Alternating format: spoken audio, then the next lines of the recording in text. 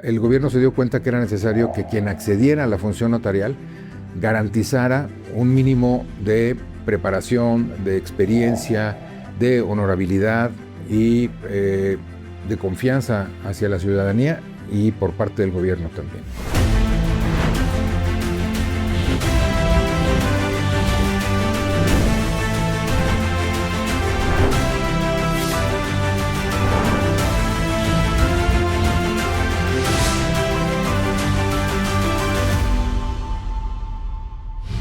Hoy, 20 de marzo de 2026, estamos teniendo esta conversación y se cumplen exactamente 10 años de que don Javier Correa Field, que fue notario número 95 del Distrito Federal, falleció. Voy a empezar por edad. Su servidor Gerardo Correa, que soy notario 89 de la ciudad, y mi hermano Fernando, abogado, también colaborador de las notarías 95 y 89. En el contexto histórico de casi mediados del siglo pasado, se había consolidado ya las instituciones republicanas, las instituciones legales, como parte de la institucionalización de nuestro sistema jurídico. Se vio conveniente el que surgiera un nuevo sistema para el acceso al notariado, que de alguna manera fuera un paradigma y en cierta medida fuera ejemplar para el resto del país. Anteriormente, las designaciones o los nombramientos de los notarios se hacían por nombramiento directo del presidente de la República y eran nombramientos directos. En estas épocas de 44, 45, un grupo de notarios que definió la necesidad de elevar y profesionalizar al notariado, promovieron estas reformas para que se hiciera el examen de oposición, para que en justicia entraran los mejores. El liderazgo para este cambio lo hizo el gran maestro Manuel Borja Soriano. Mi papá, que trabajaba con su papá, había sido siempre muy buen estudiante. En la Escuela Libre de Derecho sacó primeros lugares los 5 años de su carrera.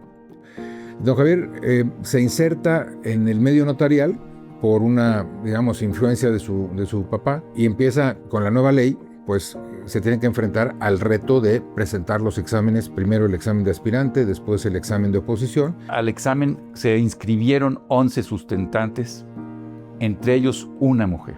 En esa oposición, mi papá obtuvo la mejor calificación y fue así como el día 7 de marzo de 1947, don Javier Correa Field hizo historia al obtener la primera patente por examen de oposición, convirtiéndose en el notario 95 del Distrito Federal.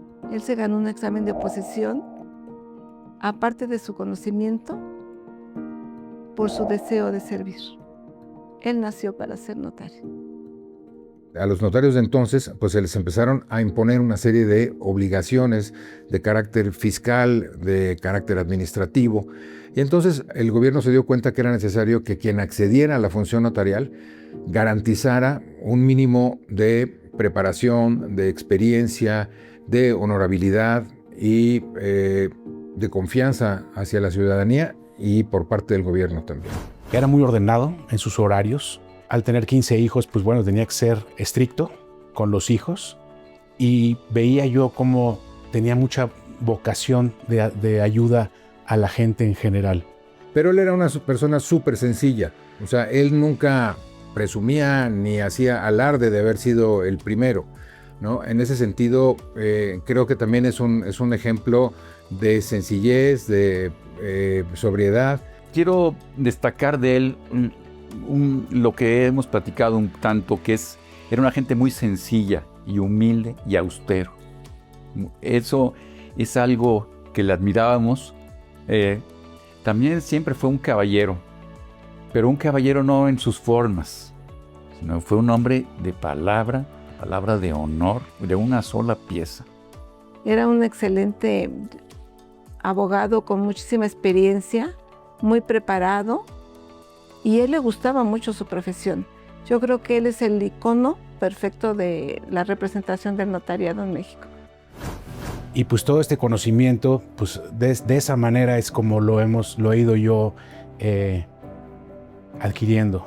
siempre viendo a mi papá, siempre teniéndolo como un ejemplo a seguir, y siempre viendo que la voluntad de mi papá siempre era ayudar a la gente.